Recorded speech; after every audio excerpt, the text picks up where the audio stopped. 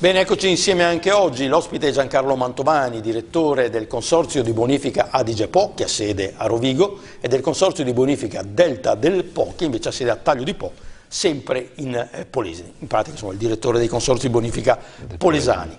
La sua presenza è legata ad una iniziativa che si sta sviluppando proprio nel sud del Veneto, coinvolgendo peraltro anche le province di Ferrara e Ravenna in Emilia-Romagna, ed è una raccolta di firme da parte delle istituzioni del territorio per chiedere, ora che si è in periodo di discussione sulla prossima legge di stabilità, quella che una volta si chiamava legge finanziaria, appunto per chiedere il rifinanziamento della legge per stanziare delle risorse per riparare i danni dalla subsidenza.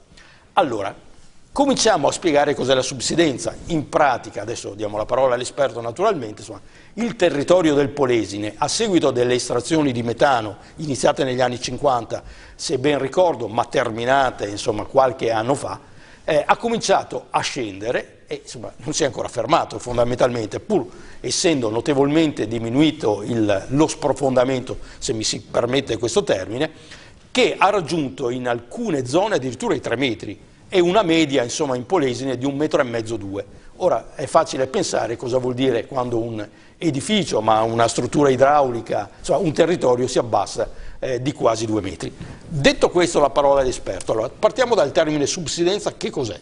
Beh, subsidenza è in generale un abbassamento del terreno che ha cause naturali, che è lo schiacciamento del terreno in conseguenza del peso degli strati superficiali che schiacciano il terreno sottostante.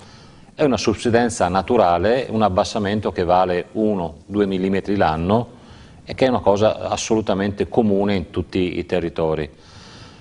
Però c'è una subsidenza molto più importante che è dovuta a cause antropiche. L'uomo, intervenendo sul territorio, causa una subsidenza di un livello molto maggiore. Una è l'attività di prosciugamento dei terreni che veniva fatta a metà del secolo scorso, negli anni 30, negli anni 50, la bonifica delle paludi che creava un abbassamento del terreno, ma quello è dell'ordine di qualche decina di centimetri. I danni grossi sono stati fatti negli anni 40 e negli anni 50, quando per ogni anno venivano estratti dal sottosuolo, nel solo delta del Po, oltre 300 milioni di metri cubi di metano. È evidente che quel metano veniva estratto sotto forma gassosa e sotto forma di acqua salata, quindi la parte gassosa veniva inviata e la parte salata buttata in campagna con i danni. I pozzi erano in terra o in mare? I pozzi, la maggior parte dei pozzi erano a terra e venivano gestiti da ditte che venivano dall'esterno. A livello locale veniva presa solo la manodopera, a livello locale veniva scaricato questa acqua salata nei terreni con tutti i danni che furono prodotti allora all'agricoltura, che l'acqua salata crea grossi problemi all'agricoltura, come sappiamo. Ecco, a livello di immagine, vediamo anche in sovrapposizione appunto alcune immagini, ecco, questo spiega un po' cosa è successo, ma fondamentalmente sotto il terreno ci sono dei giacimenti di metano. È evidente che se noi aspiriamo questo metano, manca il sostegno al territorio, esatto, che a poco sprofonda, ma sprofonda in questi termini, cioè è arrivato a raggiungere i 2 metri di media. Esatto, è un effetto spugna, tolgo l'acqua dalla spugna, la spugna si schiaccia. Diciamo che nel solo 1957 quel territorio se ne è sceso mediamente di 20 cm con punte di 30 cm. Prova a pensare che dal 51 al 60 quel territorio calò di circa 1 metro, in 10 anni 1,5 metri, con punte di 2 metri. Dall'inizio alla fine degli anni 70, con le ultime misure effettuate negli anni 70, il territorio si abbassò complessivamente mediamente di 2 metri, con punte di oltre 3 metri. Ma siccome non ci siamo fatti mancare niente, nonostante che nel 61 il governo abbia interrotto l'estrazione di metano, la lunga coda dell'effetto si è protratta fino ai giorni nostri, tant'è che negli ultimi 25 anni il territorio del delta si è sprofondato di altri 50 centimetri. Uno, facendo due conti, però pensa che siamo nel 2017, cioè dagli anni 50 al 2017 non siete ancora riusciti a riparare tutti i danni?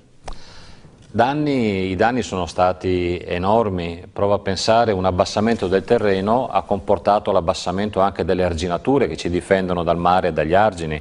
Sono 450 km di argini che sono stati rialzati e ringrossati per difenderci dalle alluvioni. Ricordiamoci che dal 51 al 66 nel delta del Po ci furono 21 alluvioni e non è un caso che proprio in quel periodo lì ci sia questa concentrazione di alluvioni.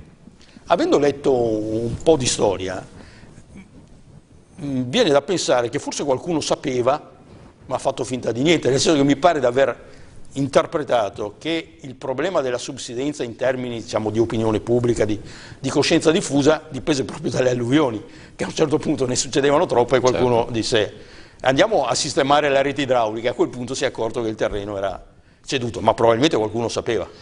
Sì, diciamo che i primi effetti della subsidenza furono noti già del 1954. Lì il governo nominò allora in maniera molto intelligente una commissione di studio. Nel 1957 fu nominata questa commissione di studio che suggerì al governo di interrompere le estrazioni di metano. Nel periodo poi abbiamo documenti scritti da illustri scienziati che hanno negato la correlazione tra estrazione di metano e subsidenza. Questi scienziati scrivevano su una rivista che si intitolava Il Metano, era il 1957 e molte volte quindi anche gli scienziati qualche volta scrivono quello che chi paga vuole leggere. Poi c'è stato... Prego. No, non è una cosa che è successa solo nel 1957, purtroppo anche nei giorni nostri assistiamo a qualcuno che scrive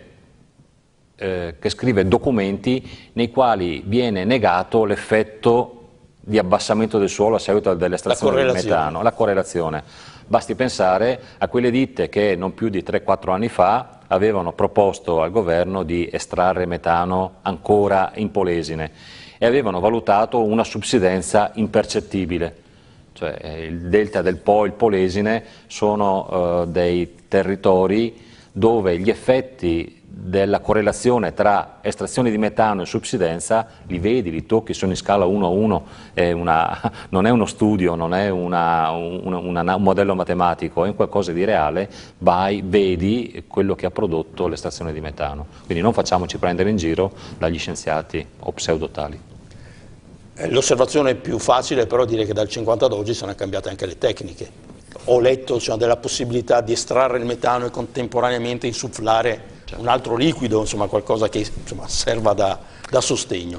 Sì, è un'idea che non è nuova, già i primi anni 80 un convegno fatto a Rovigo all'Accademia dei Concordi, un gruppo di tecnici spiegavano questa modalità: estraggo metano e inietto l'acqua in modo tale da compensare la depressione causata dall'estrazione di metano e la pressione con la quale inietto l'acqua, quindi complessivamente zero. Detta così è semplice, direi che se ne parlava di questa cosa alla fine degli anni 70, inizio anni 90, in una remota località del Giappone della quale non ho mai però avuto documenti che confermassero questo. Certo, è una modalità che viene ancora suggerita. Direi che è possibile, secondo me, fare un campo prove su un terreno che non sia 2,5 metri sotto il livello del mare, andiamolo a fare su un terreno a 10, 50, 100 metri sopra il livello del mare e vediamo un attimo se questa modalità di estrazione può creare un equilibrio. Se lo facciamo nel delta del Po e magari ci si sbaglia, andiamo a peggiorare una situazione già drammatica, evitiamo di farci ancora male. Se ben ricordo, allora c'è questa legge di finanziamento dei danni. Lei che è anche in qualche maniera uno studioso di questo fenomeno, quanto è costato già all'Italia il problema della subsidenza? Quanto è costato a voi, evidentemente? Ci sono numeri che furono raccolti qualche anno fa dal compianto ingegner Gambardella. Gambardella parlava di 3.000 milioni di euro, 3.000 milioni di euro per la ricostruzione e ringrosso di tutte le arginature, non solamente del Delta del Po, ma di tutto il Polesine e di tutta la parte dell'Emilia Romagna, chiaramente, in tutto il territorio che ha avuto problemi di soggiacenza. E alcune decine di milioni di euro per quanto riguarda la ricostruzione delle opere di bonifica. Tieni conto che ogni anno il fatto di essere sotto il livello del mare, il delta una volta era sopra il livello del mare, le rappresentazioni cartografiche ci fanno vedere il delta nel 600, nel 700, nell'800, quindi esisteva il delta, oggi è tutto sott'acqua. Questa situazione comporta che attraverso gli argini entra un sacco di acqua, filtra un sacco di acqua, sono 20 milioni di metri cubi al mese e ogni anno noi dobbiamo sollevare tutta l'acqua piovana di filtrazione e il costo per il solo Delta del Po vale 2.400.000 euro di sola energia elettrica.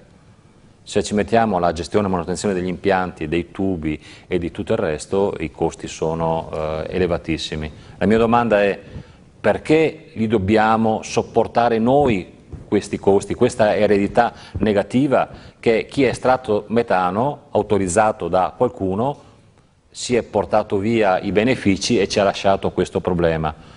Diciamo che è opportuno che parte di questi lavori vengano finanziati dalla fiscalità generale, dallo Stato.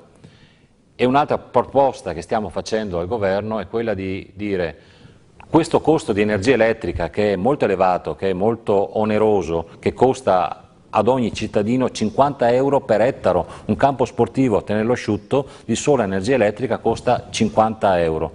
Quindi diciamo non vogliamo mance, non chiediamo non facciamo questo. Però diciamo che almeno gli oneri indiretti che sono presenti nelle bollette di energia elettrica, così come viene fatto per le società che sono grandi consumatrici di energia elettrica, venga riconosciuto anche noi una sorta di benefit sulle accise dell'energia elettrica. Non vogliamo questo, non facciamo questo, non vogliamo la carità, però insomma un supporto a questo territorio. Grazie, chiudiamo in velocità, grazie a Giancarlo Mantovani che è il direttore dei consorzi bonifica Adige, Po e Delta del Po, consorzi bonifica Polesani, capofila di questa iniziativa di raccolta firme da parte di tutte le istituzioni del territorio a sostegno della richiesta di rifinanziamento della legge per riparare i danni della subsidenza, iniziativa che vedrà convergere a Roma in ottobre in un'iniziativa pubblica al Senato, appunto la consegna delle firme raccolte nel Polesine ma anche nelle province di Ravenna e di Ferrara. Grazie alla prossima. Arrivederci.